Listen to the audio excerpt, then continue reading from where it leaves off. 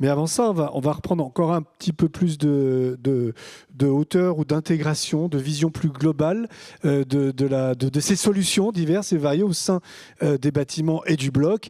Avec vous, Lilian Seigneur, vice-président stratégie donc, de Thales Services Numériques. Alors vous ne proposez pas de solutions clés en main, type Command Center, mais par contre, vous êtes là pour conseiller et permettre finalement aux différents acteurs de s'intégrer et de travailler ensemble. Oui, oui, tout à fait. Bonsoir, mesdames et messieurs. Pour présenter dans un premier temps le rôle de Thales Services Numériques, dans le groupe Thales, notre rôle, c'est d'accompagner les clients dans leur transformation numérique sécurisée. Et tout à l'heure, j'ai entendu beaucoup dans le Federated Learning la notion de réglementaire, la notion de sécurité, et on la voit à tous les niveaux, et je vais revenir sur ce sujet.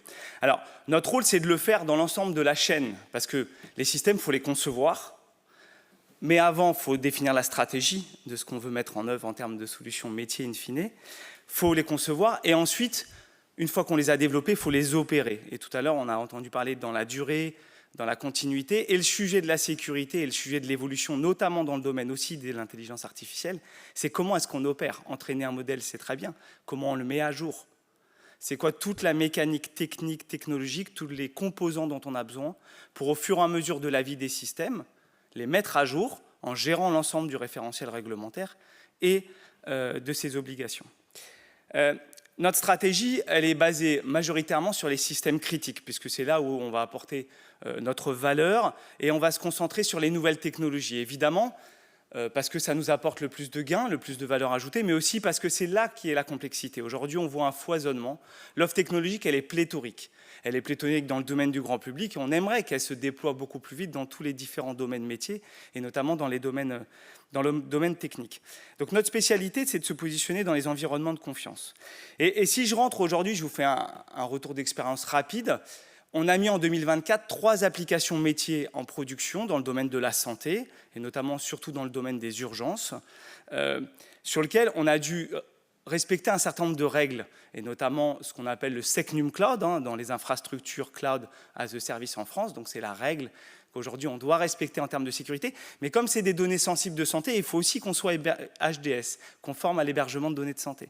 Et ça c'est très bien parce qu'on va utiliser quelqu'un qui fait déjà la couche basse, donc le réseau, le calcul, l'ensemble du stockage. Mais ensuite il faut rajouter toutes les applications parce que l'homologation elle va jusqu'à l'application métier finale, jusqu'à l'usager, jusqu'à l'utilisateur final. Et aujourd'hui, ça a été extrêmement complexe parce qu'on se rend compte pour être conforme à l'ensemble des exigences métiers, techniques, réglementaires, en fait, on a dû développer des nouveaux composants techniques. Et 40, on a dû en développer. Et c'est tellement spécifique à chaque fois, et on l'a vu dans le Federated Learning, il y a plein de compétences clés nécessaires qu'on a dû utiliser 10 architectes spécialisés, mais qui chacun sont dans leur zone de spécialité. Il faut ensuite quelqu'un qui les agrège. Et tout ça pour faire tout un processus pour qu'à la fin, des professionnels de santé puissent utiliser les systèmes dans des domaines assez critiques. Les urgences, je ne vais pas vous expliquer ce que c'est, vous connaissez mieux que moi. Donc finalement, l'enjeu, c'est quoi? C'est d'avoir, pour vous, en tant que professionnel de santé, une solution, de trouver un ou des acteurs qui se fédèrent, qui s'animent pour fournir une solution de bout en bout. Et on l'a vu cet après-midi. En plus, par spécialité, il y a vraiment beaucoup de spécificités. Donc vous avez à chaque fois des contraintes particulières, qu'elles sont hardware, software, qu'elles sont en fonction de votre domaine métier. Notre objectif, c'est de faciliter, dans le domaine de la santé, l'utilisation et l'exploitation de ce qu'on peut appeler des modalités, ce qu'on peut appeler des solutions, qu'elles soient logicielles, qu'elles soient matérielles, qu'elles soient existantes ou qu'elles soient à venir. Et donc, on a entendu parler de plateformes ouvertes, on a entendu de plateformes qui communiquent, qui transitent, qui font transiter de la data. Ah oui, c'est très bien, mais il va falloir qu'on soit dans un environnement maîtrisé, sécurisé et évolutif. Parce qu'aujourd'hui, même dans le domaine de l'IA, qui est un domaine passionnant qui va très très vite, la réalité, c'est que l'ensemble des composants techniques sous-jacents que vous allez utiliser, dans 6 mois, ils auront déjà des vulnérabilités. Ça veut dire qu'ils seront déjà exposés à des cyberattaques. Et donc, il va falloir en permanence les mettre à jour, en permanence, et ça demande des compétences techniques, ça a des impacts, il faut remodifier, il faut relivrer, il faut réhomologuer. Et c'est ça qui est complexe aujourd'hui.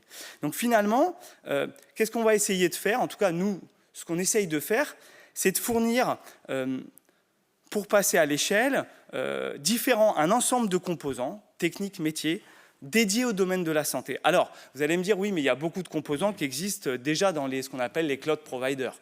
Donc, on a parlé tout à l'heure, on a vu beaucoup de technologies dans le federated learning. Ces composants-là, ils sont accessibles. Dans le domaine de la santé, ils fournissent déjà des services qu'on appelle managés sur du Fire, sur du HL7, sur des services d'anonymisation de données. Ils fournissent déjà des services pour faire de la blockchain. Ça veut dire que vous n'avez pas besoin de créer, vous allez consommer directement un service.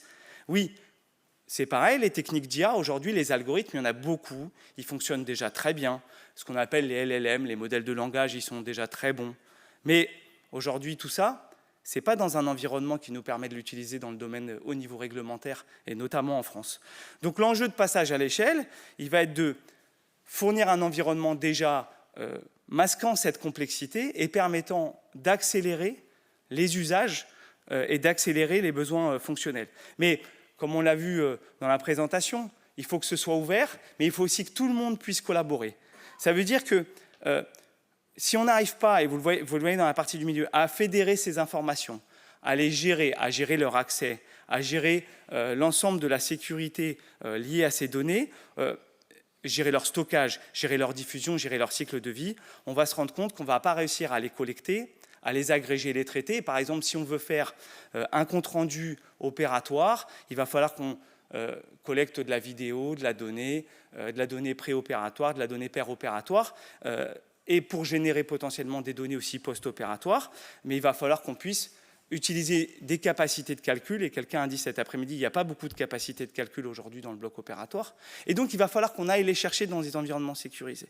Et donc, aujourd'hui, on a la chance d'avoir une base solide pour pouvoir construire, donc c'est la réglementation et les composants techniques, pour pouvoir construire cette plateforme de partage, où chaque hôpital sera en capacité d'avoir son environnement, donc là où les données sont générées, les données sont stockées, mais de pouvoir commencer à utiliser des services de federated learning, de partage de la donnée, de blockchain. Mais par contre, on ne développera pas systématiquement.